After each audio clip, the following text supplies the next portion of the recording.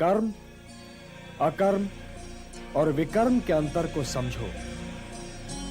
और कर्म, अकर्म और विकर्म में क्या अंतर है केशव? कर्म तो कर्म है ही, किंतु जो कर्म कर्म फल की आशा से मुक्त होकर किया जाए वो अकर्म है, और जो कर्म व्यक्ति और समाज के हित में न हो वो विकर्म है, निषिद्ध है। कर्म अकर्म से श्रेष्ठ है, कर्ता अकर्ता से श्रेष्ठ है।